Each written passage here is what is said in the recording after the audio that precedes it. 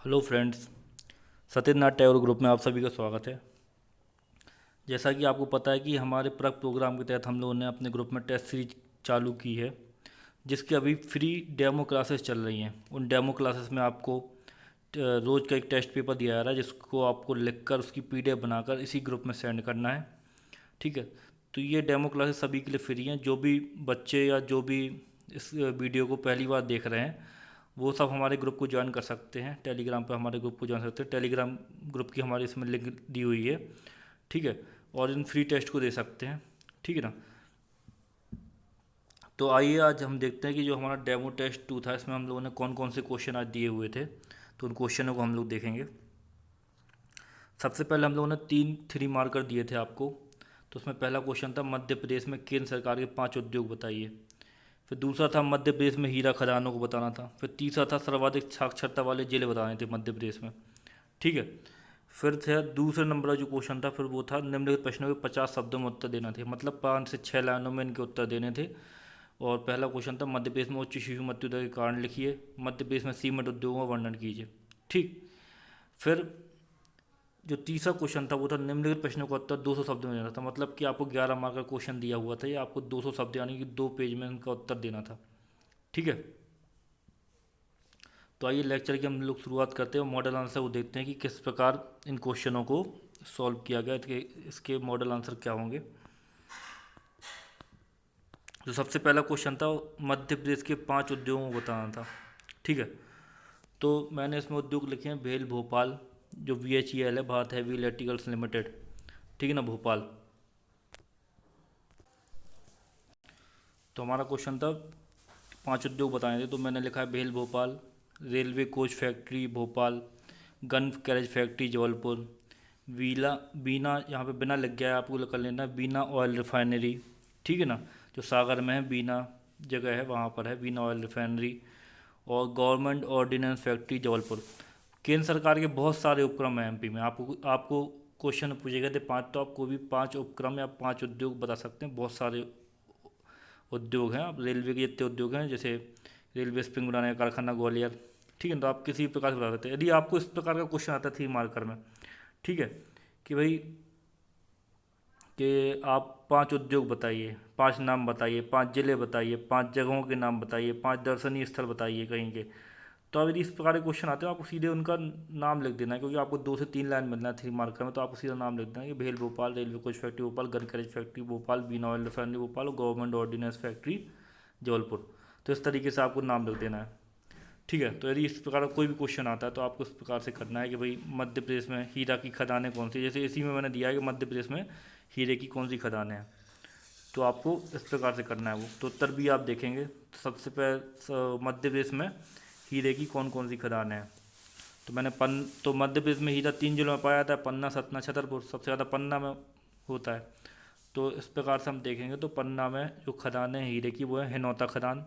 बीच में आप कॉमा लगा लीजिए, रामखीरिया खदान अलग है, तो रामखीरिया खदान, उथली खदान, ये पन्ना की खदान है। फिर मैंने सतना बताया, सतना में 2 खदान है, मझगावा खदान और कोटरिया खदान। और फिर मैंने बताया छतरपुर में अंगोरा खदान। आप चाहें तो इसमें करंट का एक टॉपिक भी जोड़ सकते हैं। ठीक है। लास्ट में आप एक करंट का एक टॉपिक जोड़ सकते हैं। छतरपुर जिले में जो बक्सवा क्षेत्र है, वहाँ पे अभी 1,000 टन हीरे के भंडार खोजे हैं। ठीक है ना।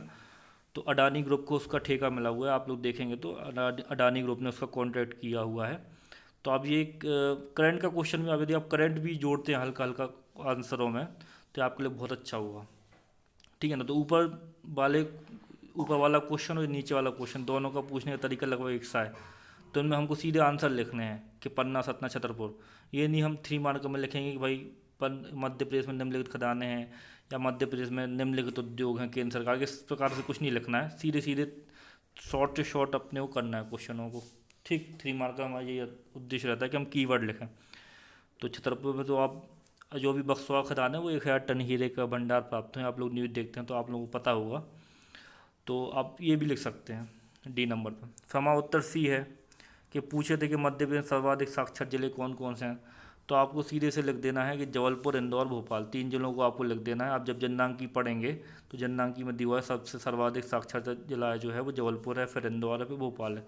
ठीक है ना। तो ये तीनों क्वेश्चन लगभग एक जैसे हैं। देखिए आप कि सर्वाधिक 5 उद्योग बताओ, हीरे खदान बताओ और ये के सर्वाधिक साक्षर जिले बताओ, तो आपको सीधे जिले लिख देना। आपको एक ऐसा कुछ नहीं लिखना है इसमें कि भाई जिले निम्नलिखित हैं, या ऐसा कुछ भी आपको नहीं लिखना, आपको कीवर्ड लिख देना है और आपको इसमें पूरा 3 मार्क मिलेगा।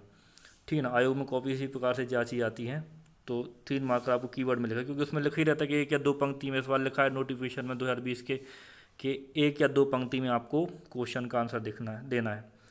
तो इस प्रकार से जबलपुर में 81.1% जो है वो साक्षरता है, इंदौर में 80.9% साक्षरता है, भोपाल में 80.4% साक्षरता है। ठीक है ना। फिर इसके बाद हम देखेंगे हमारे 50 वर्ड वाले जो क्वेश्चन थे, वो क्वेश्चन किस प्रकार से हमें करना है। तो हमारा जो दूसरा क्वेश्चन है वो 50 वर्डों में करना है। दूसरे क्वेश्चन के अंतर्गत 2 क्वेश्चन है, ए और बी। तो मध्य प्रदेश में शिशु मृत्यु दर को बताइए, या उच्च शिशु मृत्यु दर के कारण क्या थे। ये क्वेश्चन था हमारा कि मध्य प्रदेश में उच्च शिशु मृत्यु दर के क्या कारण थे। तो देखिए मैंने इसको इस प्रकार से किया, आप लोगों ने किया होगा, तो मैंने अभी कॉपी देखी नहीं है। तो पहले मैंने इसमें इंट्रो बता दिया कि मध्य प्रदेश में शिशु मृत्यु दर इतनी है, 48 है मध्य प्रदेश की शिशु मृत्यु दर वर्तमान में, कि मध्य प्रदेश में शिशु मृत्यु दर 48 है। ठीक है ना। तथा अधिक शिशु मृत्यु दर के कारण निम्नलिखित है। मैंने ये आपको ये हल्का सा एक इंट्रो दिया मध्य प्रदेश की शिशु मृत्यु, क्योंकि हम 5 से 6 लाइनों में लिख रहे हैं आंसर को, तो हमें ये ध्यान रखना है कि भाई 5 से 6 लाइनों से ज़्यादा नहीं होना चाहिए। ठीक है ना। तो मध्य प्रदेश में शिशु मृत्यु दर 48 है। ठीक है। अधिक शिशु मृत्यु दर के निम्नलिखित कारण है। अब आप कारण को 2 भाव में बांट सकते हैं, इसको बोलते हैं क्रिएटिविटी, यही आर्ट ऑफ आंसर राइटिंग है। और यही तरीके आपको बताए जाएंगे इस टेस्ट सीरीज के माध्यम से, आप इन्हीं तरीकों को सीखना है आपको। तो मैंने कारण को 2 भागों में बांट दिया। मैंने कारण बता दिए प्रसव पूर्व और प्रसव बाद, समझ रहे ना। तो महिला होती है, तो महिला की जो डिलीवरी होती है, तो मतलब जो प्रसव होता है, प्रसव से बच्चा पैदा होता है, तो प्रसव के पहले बच्चों की मौत के क्या कारण है और प्रसव के बाद। तो मैंने कारण को 2 भागों में बांट दिया कि प्रसव पूर्व बच्चों की मौत के क्या कारण है और प्रसव बाद बच्चों की मौत के क्या कारण है। तो प्रसव पूर्व हम बच्चों की मौत के कारण देखते हैं, तो हम देखते हैं रेफरल सुविधाओं का अभाव। प्रसव पूर्व रेफरल सुविधाओं की कमी है।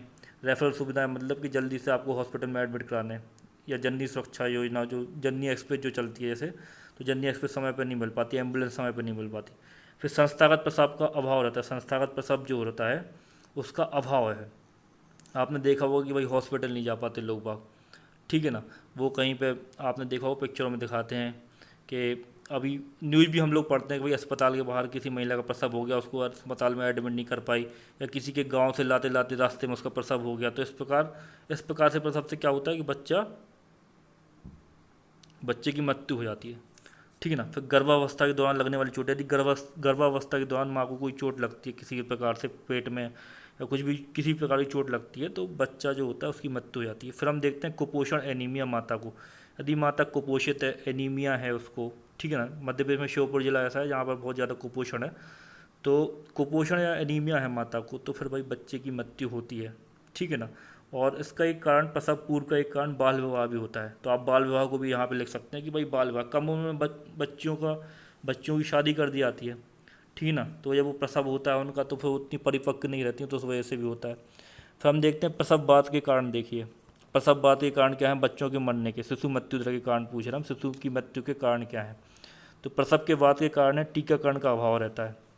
बच्चों को टीका नहीं लग पाते उचित, तो उनको बीमारियाँ हो जाती हैं, और जिसकी वजह से उनकी मृत्यु हो जाती है। संक्रामक बीमारियाँ हो जाती हैं बहुत सारे बच्चों को, तो इसकी वजह से उनकी मृत्यु हो जाती है। कई बार मेडिकल स्टाफ लापरवाही कर देता है प्रसव के दौरान। ठीक है ना। तो इस वजह से भी उनकी मृत्यु हो जाती है। ठीक है ना। और यहाँ पर लिखा है आप सुरक्षित प्रसव, तो यहाँ पे आप गलत लिखा है, आपको यहाँ पर कर लेना है असुरक्षित प्रसव। तो असुरक्षित प्रसव का मतलब होता है कि यही मेडिकल स्टाफ की लापरवाही, या किसी भी तरीके से गलत तरीके से प्रसव कराना, जल्दी जल्दी कराना। और फिर असुरक्षित प्रसव के बाद मैंने लिखा है दगना प्रथा। आप देखिए गौर कीजिएगा, ये गलत वर्ड नहीं लिखा है, ये लिखा है दगना प्रथा। तो असुरक्षित प्रसव के बाद में कॉमा लगाना है आपको। ठीक है ना। तो आपको, ठीक है, तो यहाँ पर ये कॉमा है, यहाँ पर ये कॉमा लगाए ना असुरक्षित प्रसव के बाद दगना प्रथा। तो दगना प्रथा में क्या होता है कि आपने अभी कुछ दिनों पहले एमपी के आप न्यूज़पेपर पढ़ते हो, तो न्यूज़पेपर में देखा होगा कि शहडोल में बच्चों की मौत बहुत हो रही थी। तो वहाँ पे आदिवासी इलाका है, तो आदिवासी इलाके में एक दगना प्रथा चलती है। उसमें क्या होता है कि एक बच्चा, मैंने अभी लेटेस्ट ये न्यूज़ पढ़ी थी और मैंने इसको इस क्वेश्चन इस आंसर में इसको जोड़ दिया। दगना प्रथा में क्या होता है कि एक आदिवासी एरिया में कोई एक गांव का वो होता है, पुरोहित टाइप का होता है आदिवासियों का, जो पूजा पूजा वूजा करता है। तो वो क्या करता है कि जैसे किसी बच्चे को बीमारी होती है तो अंधविश्वास के कारण लोग बाग उसके पास जाते हैं, तो वो क्या करता है गर्म सरिया करके बच्चे के हाथ में उस सरिया को छुआ देता है, इसको बोलते हैं दगना, इसको दागना बोलते हैं। तो उनकी ऐसी मान्यता होती है कि ये ऐसा हम कर देंगे तो ये बच्चा सही हो जाएगा। तो अभी एक हाल ही घटना थी कि वहाँ पे बच्चा वो कुपोषित था, तो उसको क्या किया कि एक पुरोहित के पास ले गया, तो उसने क्या कर दिया, दगना प्रथा कर दी, उसने गर्म सरिये से उसके हाथ में वो कर दिया, निशान बना दिया, और बच्चे की मृत्यु हुई क्योंकि वो कुपोषित था, उसका पेट फूल रहा था, वो कुपोषित था, पतले हाथ पैर थे, ये कुपोषण के लक्षण है। जब हम लोग हेल्थ वाला पेपर पढ़ेंगे तो उसमें कुपोषण को हम पढ़ाएंगे।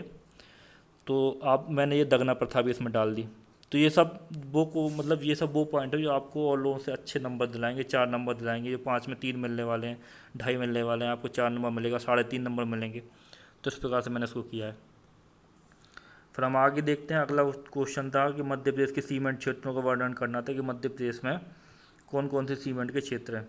ठीक है, तो सबसे पहले मैंने लिखा है कि मध्य प्रदेश का सीमेंट उत्पादन इंडस्ट्री से देश में तीसरा स्थान है। तो सबसे पहले मैंने बता दिया कि भाई मुझे क्या है 5 से 6 लाइनों में उत्तर लिखना है।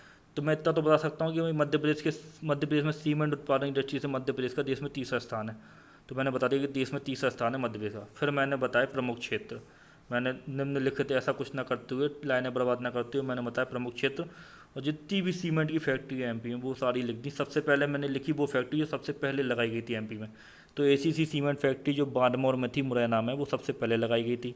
फिर कैमूर फैक्ट्री कटनी में लगाई गई थी 1929 में, सर्वाधिक उत्पादन। फिर मैहर सीमेंट फैक्ट्री जो है सतना में लगाई गई थी 1987 में। फिर नीमच सीमेंट फैक्ट्री जो है सतना में लगाई गई थी 1981 में। डायमंड सीमेंट फैक्ट्री भी है नरसिंहगढ़ में, इसका सन देख लीजिए आप। तो इस प्रकार से 5 सीमेंट फैक्ट्री को मैंने लिख दिया और इस प्रकार से मैंने सीमेंट बता दिया। आप चाहें तो नीचे एक लाइन भी लिख सकते हैं कि सीमेंट के लिए आवश्यक प्रमुख अयस्क चूना पत्थर है। तो इन क्षेत्रों में चूना पत्थर पाया जाता है बहुत ज़्यादा, चूना पत्थर, जिप्सम, ये सब चीज़ें चाहिए पड़ती हैं काय के लिए, सीमेंट बनाने के लिए। तो कटनी तो आपको पता ही है चूना नगरी कहलाती है। ठीक है, मुरैना में भी चूना पाया जाता है, रीवा सतना साइड भी चूना और जिप्सम बहुत होता है। तो इस प्रकार से रीवा सतना में इसलिए सीमेंट उद्योग में संकेतन है, कटनी में भी है सीमेंट उद्योग। डायमंड सीमेंट फैक्ट्री नरसिंहगढ़ में, जो लोग दमोह जिले में आता है नरसिंहगढ़, ये नरसिंहपुर नहीं लिखा, ये नरसिंहगढ़ लिखा, नरसिंहगढ़ में फैक्ट्री है। दमोह जिले के जो कोई भी होगा वो समझ जाएगा कि नरसिंहगढ़ की बात हो रही है।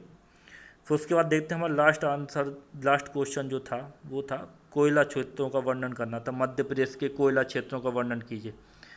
तो अब इसको मैंने किस प्रकार से किया इसको मैं आपको बताऊंगा। बिल्कुल भी वर्डन अपने ऊपर नहीं रखना है, बिल्कुल सिंपली वे में लिखना है, लेकिन हमें बहुत ज़्यादा भाषा का प्रयोग नहीं करना है, बहुत सिंपल वे में लिखना है। भाषा लिखनी भी है, बहुत कम भी नहीं लिखनी है, और 2 पेजों को हमें करना है इस क्वेश्चन को। ठीक है, हमें इस प्रकार से करना है कि चेकियर को आनंद आए क्वेश्चन को देखने में, कि चेकियर को लगे कि नहीं अच्छा ही क्वेश्चन लिखा है इसने, अच्छा लिखा है, पूरे पॉइंट्स को कवर कर दिया है। ठीक है, तो अब हम इस प्रकार से देखेंगे कोयला। सबसे पहले मैं इंट्रो लिखता हूँ उसका कि भैया जो कोयला है वो पृथ्वी पर पाया जाने वाला एक प्रमुख खनिज पदार्थ है जिसका उपयोग ईंधन के रूप में किया जाता है। तो मैंने ये इंट्रो लिख दिया, आप चाहें तो कोई और लिख सकते हैं कि भाई कोयला जो है एक जीवाश्म ईंधन है जिसका निर्माण, आप और ज़्यादा बढ़ा सकते हैं उस इंट्रो को कि भाई कोयला एक जीवाश्म ईंधन है जिसका निर्माण पृथ्वी में दबने के कारण, जो जीव जंतु होते हैं और वनस्पति होते हैं उनके दबने के कारण, फिर ताप दाब के कारण जिसका निर्माण होता है। या फिर आप यही बता सकते हैं मध्य प्रदेश में कौन से प्रकार का कोयला पाया जाता है। पूरे भारत में एक ही प्रकार का कोयला सबसे ज़्यादा पाया जाता है, वो बिटुमिनस, शायद आप देख लीजिए बिटुमिनस प्रकार का है शायद, तो उस प्रकार का कोयला पाया जाता है। तो आप ये भी लिख सकते हैं कि मध्य प्रदेश में इस प्रकार का कोयला पाया जा सकता है। ठीक है ना, आप ये भी लिख सकते हैं कि छत्तीसगढ़ के अलग होने के बाद में, छत्तीसगढ़ जब 2000 में छत्तीसगढ़ अलग हुआ था तो उसके बाद क्या हुआ था कि जो ज़्यादातर कोयला क्षेत्र थे वो उस साइड चलेगा, छत्तीसगढ़ में चलेगा। तो आप इस प्रकार से ही बता सकते हैं। फिर हम बताएंगे कि मध्य प्रदेश के कोयला क्षेत्रों को 2 भागों में बांटा गया। मैंने इंट्रो दे दिया, आप इंट्रो अपने हिसाब से भी लिख सकते हैं, मुझे ऐसा लगा कि सिंपल मुझे इंट्रो देना चाहिए तो मैंने इंट्रो दे दिया। या आप मध्य प्रदेश का कोयला क्षेत्र में स्थान ही बता सकते हैं। ठीक, तो उसके बाद में मैंने बताया कि मध्य प्रदेश के कोयला क्षेत्रों को 2 भागों में बांटा गया। तो सबसे पहले 2 क्षेत्रों में बांटा गया, मध्य भारत कोयला क्षेत्र, सतपुड़ा कोयला क्षेत्र। तो मध्य भारत कोयला क्षेत्र में देख लेंगे हम लोग सुहागपुर जो शहडोल जिले में आता है, ये कोयला खदान है यहाँ पर। बैड़न, सिंगरौली को ऊर्जा राजधानी बोलते हैं एमपी की। तो बैड़न जो सिंगरौली है, ठीक, ये भी कोयला क्षेत्र है। जोहिला एक नदी भी आपको बता दें तो ये उमरिया में है, तो ये जोहिला कोयला क्षेत्र है।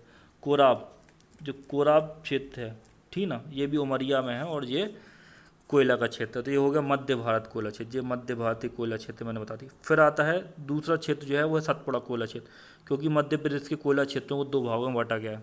तो सतपुड़ा कोयला क्षेत्र, तो सतपुड़ा कोयला क्षेत्र में आता है मोह पानी कोयला क्षेत्र जो है वो नरसिंहपुर ज़िले में है। तो मोह पानी के बाद कॉमन लगा लें आप लोग, ठीक है ना। तो मोह पानी जो कॉमन, मोह पानी जो है वो आता है नरसिंहपुर में। फिर कानन घाटी जो है, कानन घाटी छिंदवाड़ा आता है, सबके बाद में ऐसा कॉमन लगा लेना आपको, कानन घाटी एक छिंदवाड़ा में। पैंच घाटी जो है वो छिंदवाड़ा पाया जाता है, क्योंकि छिंदवाड़ा और ये कानन घाटी, छिंदवाड़ा और बैतूल, तो तवा क्षेत्र जो है वो बैतूल में पाया जाता है। यहाँ पर सतपुड़ा क्षेत्र लगता है, तो उसको बोला सतपुड़ा कोयला क्षेत्र। सतपुड़ा जो पर्वत है उसका विस्तार है यहाँ पे, होशंगाबाद से चालू हो जाता है और वहाँ बड़वानी के आसपास से चालू होता है, राजपीपला वीपला और ये सब आपको पता है, मैकल छेड़ी, ठीक है ना। और ये सब जो है सी के भाग हैं, तो उसी में सतपुड़ा क्षेत्र में ये कोयला पाया जाता है, ठीक। फिर उसके बाद हम लोग देखते हैं आगे। फिर मैंने कि मैप डाल दिया एमपी का, मैप में मैंने बता दिए सारे क्षेत्र, मध्य भारत क्षेत्र बता दिया, मध्य भारत क्षेत्र में बैड़न बता दिया, सोहागपुर बता दिया, उमरिया बता दिया, जोहिला क्षेत्र बता दिया, ठीक है ना। उसके बाद मैंने ये कानन घाटी बता दी, तवा घाटी बता दी, पैंच बता दिया, और नरसिंहपुर यहाँ पे ये एरो लगाया ना ये, तो ये जो एरो लगा है यहाँ पर,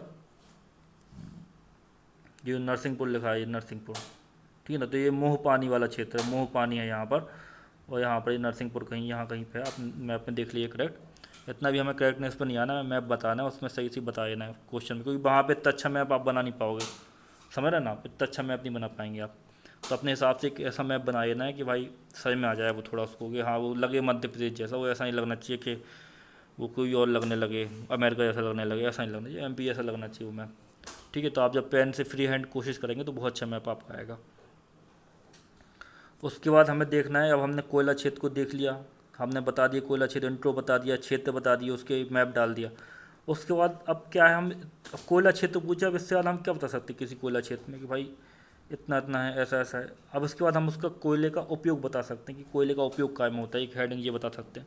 तो कोयलों का उपयोग मैंने लिखा है ताप विद्युत संयंत्रों में होता है, जो ताप विद्युत संयंत्र जैसे सारणी ताप विद्युत केंद्र है, सिंगाजी ताप विद्युत केंद्र है, तो इनमें कोयले का उपयोग होता है, ठीक है ना। फिर शुष्क शैलों में भी होता है इनका उपयोग कोयले का। फिर ईंधन के रूप में भी कोयले का उपयोग कहीं ना कहीं अभी हो रहा है, कई उद्योगों में हो रहा है, कई बेकरीज में भी होता है। अभी कुछ बेकरीज ऐसी भी हैं आप देखते होगे जो मॉडर्न नहीं हुए, यहाँ पर कोयले का उपयोग करते हैं। कई प्रेस करने वाले जो होते हैं वो स्त्री में कोयले का उपयोग अभी भी करते हैं, तो इस प्रकार से भी इसका उपयोग होता है। उद्योगों में भी इसका उपयोग होता है, ठीक है ना। तो उद्योगों में भी इसका उपयोग है। फिर हम देखते हैं खनन कंपनियाँ। फिर हमने एक हेडिंग बना दी खनन कंपनियाँ, कि कोयले का खनन एमपी में करता कौन कौन है।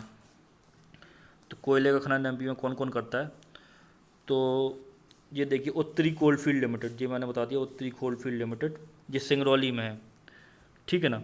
और दक्षिणी पूर्वी, यहाँ पे गोल्ड लग गया है, गोल्ड की जगह आपको क्या कर लेना है, यहाँ पर कोल्ड है ये, तो यहाँ पर आपको कर लेना कोल्ड फील्ड लिमिटेड। ये सोहागपुर जो अनूपपुर क्षेत्र है, ठीक है ना, तो वहाँ पर ये होता है। अब आप कहेंगे कि अनूपपुर कहाँ गया सर, अनूपपुर तो आपने बताया नहीं। तो देखिए मेजर मेजर जो कोयला क्षेत्र है वो बता दिए मैंने आपको। अब कुछ क्षेत्र जो होता होगा वो कोयला क्षेत्र, अब कोयला क्षेत्र जो होते हैं वो छोटे मोटी जगह तो होती नहीं कि गड्ढा उसमें से कोयला निकालते हैं, किलोमीटर में फैले होते हैं, 20-20 किलोमीटर, 5-5 किलोमीटर, 10-10, 15-15 किलोमीटर में बहुत मोटी मोटी परत होती है कोयले की, बड़े बड़े गड्ढे बन जाते हैं वहाँ पे। तो इतना 5-5, 6-6 मंजिल लायक गड्ढे बन जाते हैं, वहाँ पे क्रेन लगी रहती है, उससे कोयला का निष्कर्षण होता है। तो कोई कोयला क्षेत्र जाकर अनूपपुर भी आ सकता है, समझ रहे, तो अनूपपुर में भी आ सकता है वो। तो इस प्रकार से हमें करना है। फिर हम देखते हैं पश्चिमी कोल फील्ड है अगली, पश्चिमी कोल फील्ड लिमिटेड, तो पेंच घाटी, कानन घाटी देखती है जी। और जो सतपुड़ा क्षेत्र में जितनी भी कोयला खनन होता होगा वो यही करती है, पश्चिमी कोल फील्ड करती है। तो ये हमने कंपनियां बता दी, वो कंपनियां जो एमपी में कोयले का क्या करती हैं, निष्कर्षण करती हैं। फिर उसके बाद हम देखते हैं समस्या क्या है भैया कोयले की। तो हम देखते हैं कोयले की समस्या क्या है, या कोयले की संसाधनों की समस्या क्या है। तो संसाधनों की, कोयले संसाधनों की समस्या है कि परंपरागत साधन का उपयोग करते हैं, जिसकी माइनिंग होती है कोयले की, कोयले का निष्कर्षण होता है खदानों से, तो क्या करते हैं हम लोग, परंपरागत साधन का यूज करते हैं। तो यहाँ पर कौन से साधनों का यूज करने की आवश्यकता है, आधुनिक साधनों का यूज करने की आवश्यकता है।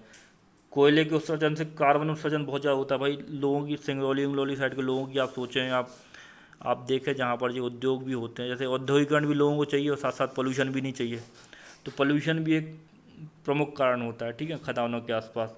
आप एक चीज़ और लिख सकते हैं इसमें, rat hole mining, RAT rat, ठीक, होल, और आप लिख सकते हैं माइनिंग, रैट होल, ये लिख लो माइनिंग। तो ये देखिए मैंने सही आपको RAT रैट, HOLE होल, और माइनिंग, रेड होल माइनिंग का अर्थ होता है, ये असम साइड बहुत ज़्यादा होती है, अपने एमपी में भी होती है, लोग बाग करते हैं।